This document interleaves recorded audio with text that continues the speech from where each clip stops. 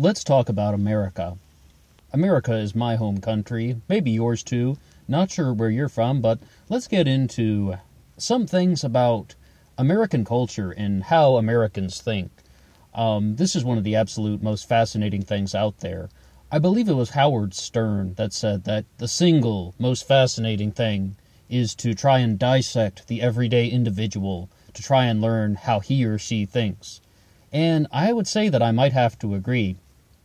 Recently, I was listening to a presentation by Alan Watts. He was talking about Carl Jung, and he said something to the effect of that in the Western world, about the way people use stories. Like, we have things like Santa Claus, the Easter Bunny, and leprechauns, and we sort of have this cultural tradition where after a certain age, we reveal that things like Santa Claus, the Easter Bunny, and leprechauns are a hoax. And it's kind of like, a game that the parents would play with children to see how long they can draw out those stories and how long the children will genuinely believe them. We know, though, where the boundaries are as adults, but we just want to kind of have some fun with the children, and then after a certain age, they know that, certain elements in that are fictional. Certain things are not, though, because, once again, that goes back to something a bit larger. But that's kind of how I view the American system of values. Like, for example, I used to think that, after people turned 18, they just threw all the morality out the window, all the lessons that their parents taught them, all the lessons that they learned from anything, and then they were just like, all right, I'm free now. I don't have to do any of that crap. That's a big thing that I've noticed that's going on with the way people think. I knew so many people in high school. I'm now in my 30s, by the way. But I knew many people in high school who were, very opposed to things like drinking alcohol, premarital sex, smoking. But then what happened? They turned 18, and all of a sudden, that stuff's okay. All of a sudden, because you're now at college age, it's somewhat permissible. And there were very few people that I knew, from, high school to college, that actually stood by all of their kind of so-called core beliefs. I notice this very frequently with Americans.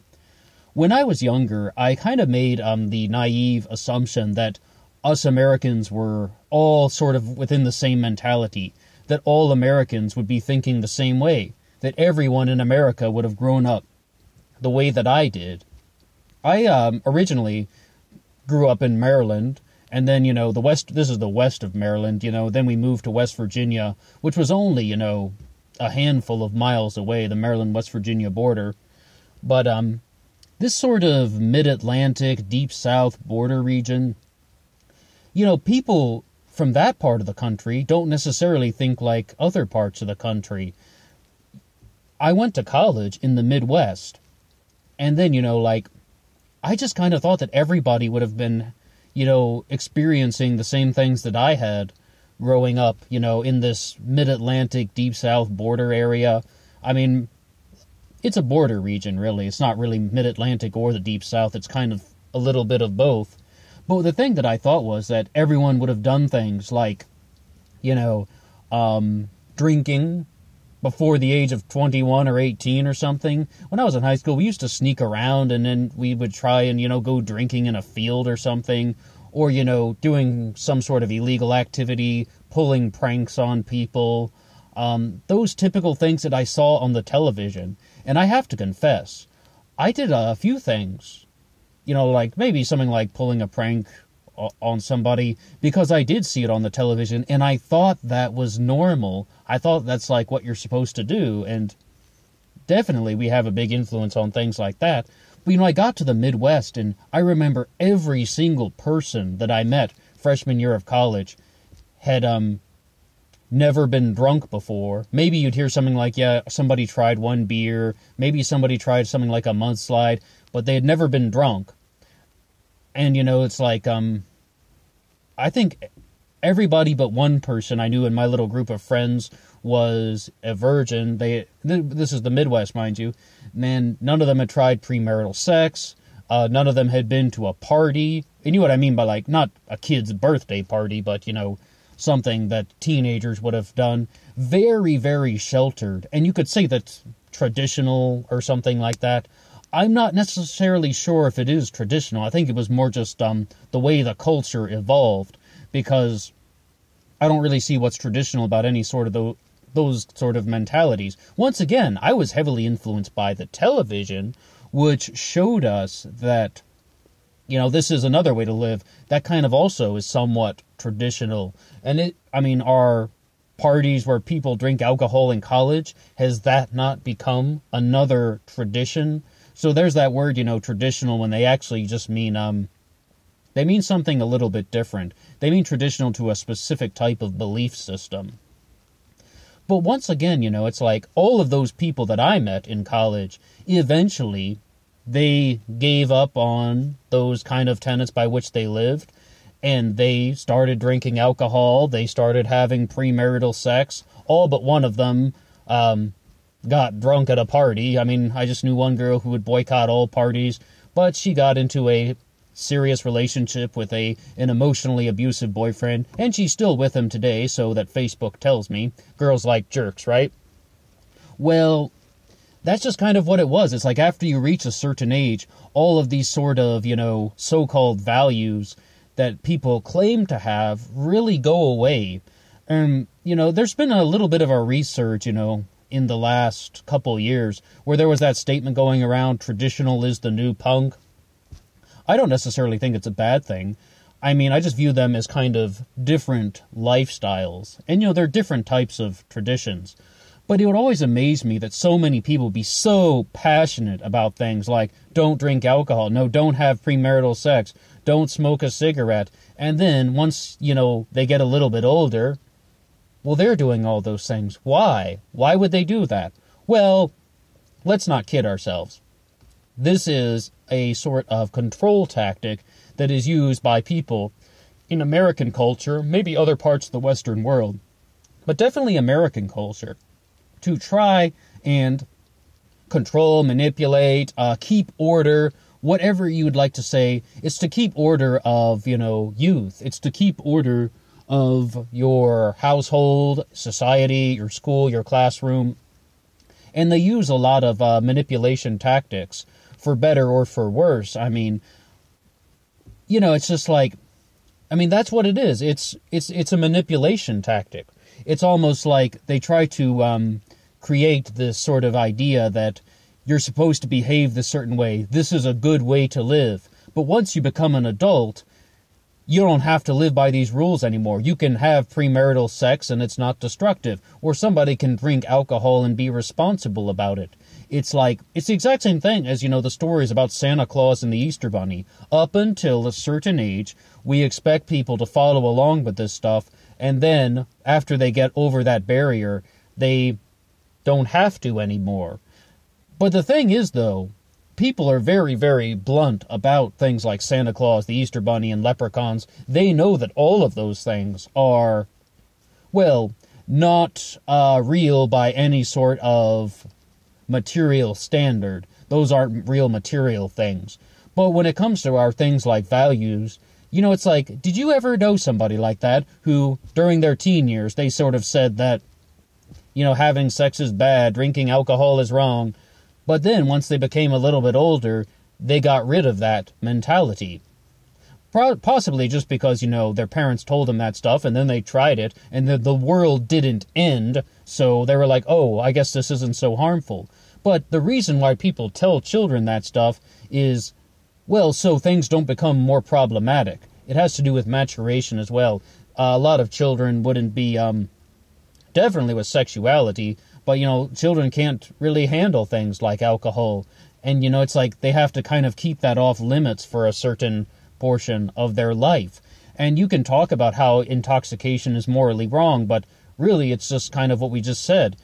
Children can't handle alcohol. Teenagers can't even handle alcohol, with all of their hormones raging and stuff like that. They haven't reached that level of emotional maturity. So they try to project this idea that these things are wrong and these things will hurt you, and it gets kind of destructive. Because what happens? People rebel.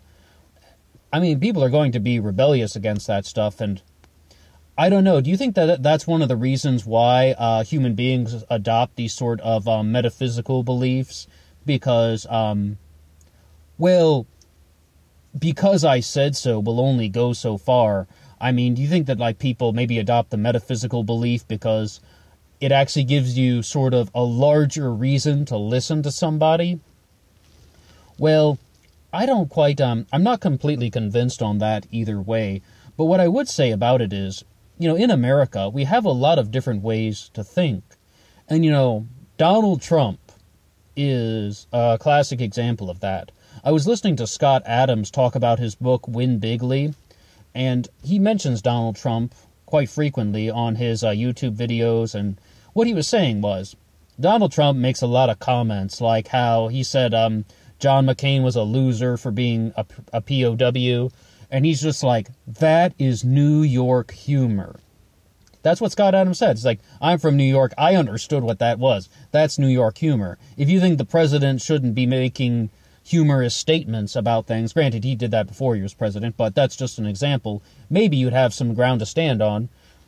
But the point is, our parts of America find different things funny. We have different senses of humor.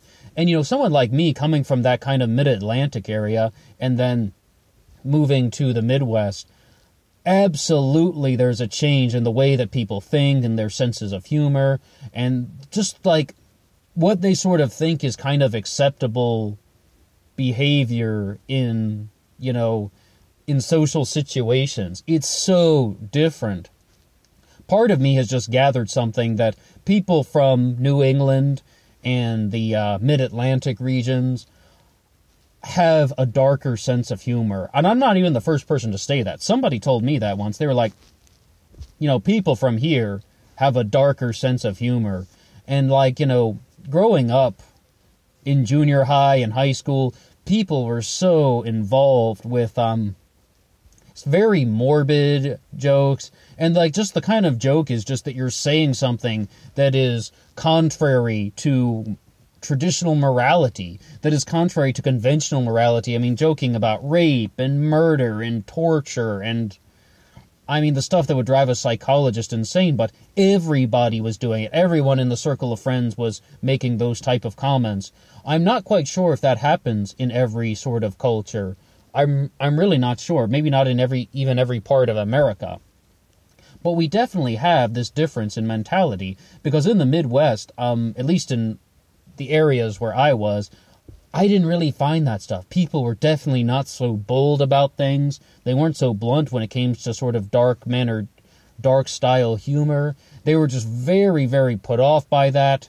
They didn't quite find the humor in it. They were more just kind of shocked, and they just didn't really think that stuff like that was normal. I also noticed this when I talked to people who are from the South and the Southwest. By the South, I just meant Texas and Oklahoma or something. Sometimes people put Texas in the South. Sometimes they put things like El Paso in the Southwest. But when I talk to people from the Southwest, it's very similar. They just seem like not so welcoming and receptive to dark humor and, things that are morbid. I grew up with it, so to me it just seems kind of normal or second nature or something. And, after leaving the mid-Atlantic deep south region of Maryland and West Virginia and, living in other cities in America, I really noticed that my sort of tolerance for it got kind of weakened. And when I hear people, say things that are very just morbid, profane, obscene, I don't really have the largest liking to it. But also, I got older. And, people like Jordan Peterson said very clearly that when you get older, you care about more things. But also, I lived in Alaska for a while while I was going to grad school, and I noticed that they had just had a completely different cultural mentality than any other part of the country. In Alaska, it was just everybody was completely expressive with all of their emotions. If somebody did not like you, you would know. They would have a giant frown on their face. They'd look like they were about to vomit, and they wouldn't hide it at all. If someone was having a good day, they would be airy and light as a cloud. Oh, well, hello! And then, like if they're having a bad day, they're just going to be rough and angry. They show all of their emotions, and they hide nothing.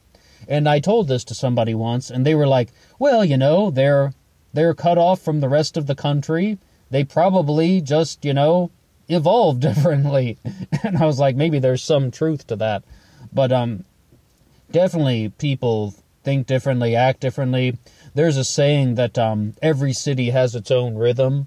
And I think that's definitely true in America. And, of course, we have West Coast versus East Coast, and I really do have to insist, though, I think that people who are closer to the East Coast, especially like Mid-Atlantic, New England area, I'm not convinced about the South, but the Mid-Atlantic, New England areas really just has that kind of a slightly darker mentality, maybe comes across as a little more serious or uptight or something, but once, you get to know somebody, they're just as normal as can be.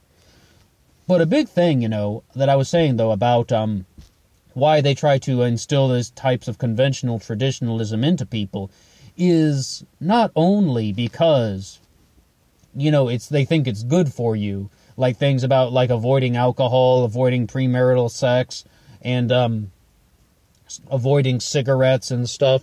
Like, they don't only try and tell people that because they think that it's a good thing, or that they think that it's something that is illegal and you'll get in trouble. No, absolutely not. Those things are about control. Let's not pretend they aren't.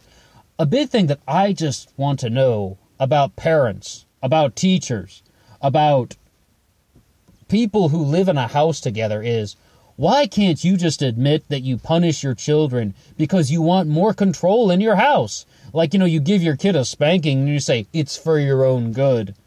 Not exactly. It's also for your good. It's also for the parents, right? Because they want to keep control and order in their house.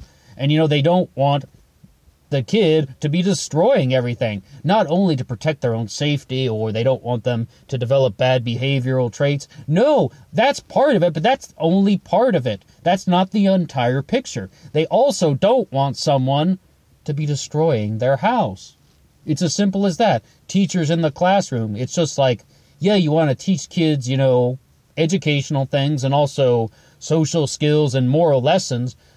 But what is so wrong about saying that you discipline children for yourself? Because you want to keep order in your classroom and you don't want it to get out of control. I don't think you ever should really be like punishing somebody and be like, it's for your own good. Well, I don't even think that's necessarily the primary objective. The primary objective is just, this kid is antagonizing you. You want to keep them under control, so they stop antagonizing you. A very big observation that I don't think I've ever really heard anyone discuss, absolutely not. There are many reasons. These are very social things. And I think that a lot of people would like to just kind of resort down to very kind of, two-dimensional, like a sort of two-dimensional view. And they're like, the reason why parents do that is because, well, they want to teach their kids morality, and they don't want the kid to get hurt. No, you also just don't want this kid to be a problem in your life, even if it's your own kid. Or the teacher doesn't want the kid to make trouble in the classroom and have it look bad on them. And I don't think that's a bad thing. You can be very honest about it and be like, I just want to keep control and order in my classroom. That's why I'm punishing you.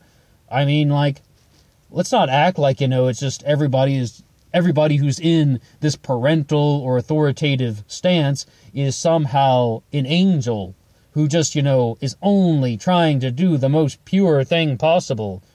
No, you're a human who is doing things that are humanly possible. And I don't think that's a controversial thing to say. I think everybody actually does understand it. They just might not want to admit it flat out because, once again, it's kind of an unconventional approach.